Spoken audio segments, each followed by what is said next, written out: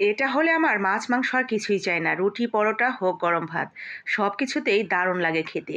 অসম্ভব মজার আস্ত বুটের ডালের এই রেসিপিটা এতটাই বেশি মজার, আমার বাসার প্রত্যেকেই খেতে ভীষণ পছন্দ করে। তো আজকে আমি রান্না করব বুটের ডাল। তো আস্ত বুটের ডাল সারা রাতের জন্য ভিজিয়ে রেখে দিয়েছিলাম। ফুলে ডাবল হয়ে গেছে। এখন এগুলোকে সিদ্ধ করে নেব। ভালো করে ধুয়ে সাথে কিছু আলু ছোট, ছোট করে কেটে দিয়ে দিলাম। সামান্য একটু হলুদের গুঁড়া, স্বাদ মতো একটু লবণ এবং দিয়ে দিব একটু লেবুর রস। ভালো করে কয়েক মিনিট জাল করে সিদ্ধ করে নেব। সারা রাত ভিজিয়ে রাখলে সিদ্ধ হতে খুব বেশি সময় লাগে না। 15 থেকে 20 মিনিটের মধ্যেই কিন্তু সিদ্ধ হয়ে যাবে। প্রথমে একটা বলক আসলে আমি লো আঁচ করে দেব, এরপরে ঢাকনা দিয়ে ঢেকে রেখে দিব কিছুক্ষণের জন্য। এরপরে দেখা যাবে আলু এবং সেই বুটের ডাল সব কিছুই সিদ্ধ হয়ে গেছে। তো আলুটা তো দেখতেই পেলেন, এখন দেখাচ্ছি বুটের ডালটা কতটা নরম, একদম মোমের মতো হয়ে গেছে। তো এখন আমাদের মেন রান্নার জন্য তেলের উপরে আমরা দিয়ে দিয়েছি শুকনো মরিচ, গরম মশলা আর তেজপাতা।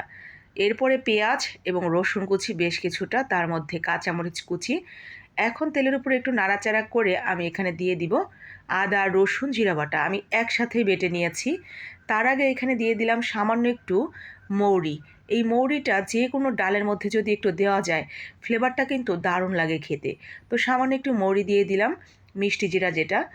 এরপরে আদা, রসুন, জিরা বাটা দিয়ে দিয়েছি, হলুদের গুঁড়া, ধনিয়ার গুঁড়া, মরিচের গুঁড়া আর সামান্য একটু লবণ দিয়ে ভালো করে মশলাটাকে কষিয়ে নিব। তেলের উপরে হালকা একটু নাড়াচাড়া করে আমি একটু পানি দিয়ে দিব মশলাটা কষানোর জন্য।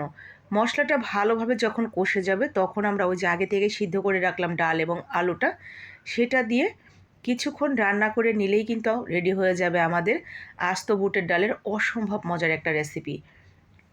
সামান্য একটু ধনিয়া পাতা থাকলে নামানোর কিছুক্ষণ আগে যোগ করে দিলে কিন্তু টেস্ট আরও ভালো আসবে।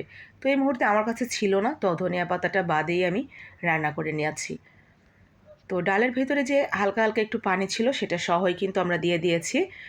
খুব বেশি পানি পানি রাখবো না। আজকের এই ডালের রেসিপিটা আমি একটু শুকনো শুকনো করে রান্না করেছি।